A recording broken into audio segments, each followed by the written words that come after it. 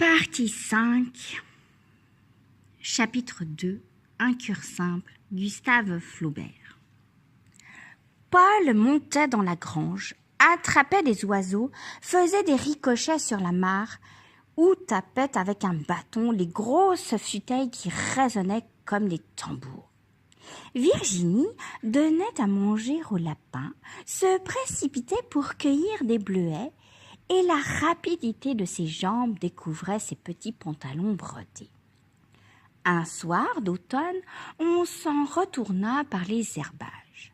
La lune, à son premier quartier, éclairait une partie du ciel, et un brouillard flottait comme une écharpe sur les sinuosités de la touque.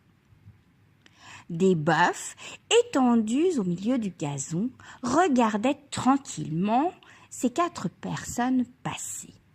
Dans la 3e pâture, quelques-uns se levèrent, puis se mirent en rond devant elle. « Ne craignez rien !» dit Félicité. Et, murmurant une sorte de complainte, elle flatta sur l'échine celui qui se trouvait le plus près. Il fit volte-face, les autres l'imitèrent. Mais quand l'herbage suivant fut traversé, un beuglement formidable s'éleva.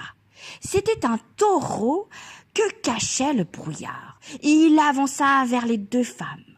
Madame Aubin allait courir. « Non, non, moins vite !» Elle pressait le pas cependant et entendait par derrière un souffle sonore qui se rapprochait. Ses sabots, comme des marteaux, battaient l'herbe de la prairie. Voilà qu'il galopait maintenant. Félicité se retourna et elle arracha à 2 mains des plaques de terre qu'elle lui jetait dans les yeux. Il baissait le mufle, secouait les cornes et tremblait de fureur en beuglant horriblement. Madame Aubin, au bout de l'herbage avec ses 2 petits, cherchait éperdue comment franchir le haut bord. Félicité reculait toujours devant le taureau et continuellement lançait des mottes de gazon qui l'aveuglaient, tandis qu'elle criait « Dépêchez-vous, dépêchez-vous !» Madame Aubin descendit le fossé, poussa Virginie. Paul ensuite tomba plusieurs fois en tâchant de gravir le talus et à force de courage y parvint. Le taureau avait acculé Félicité contre une claire-voie. Sa bave lui rejaillissait à la figure.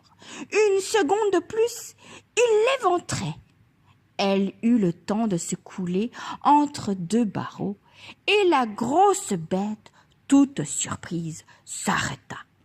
Cet événement, pendant bien des années, fut un sujet de conversation à Pont-l'Évêque. Félicité n'en tira aucun orgueil, ne se doutant même pas qu'elle eût rien fait d'héroïque.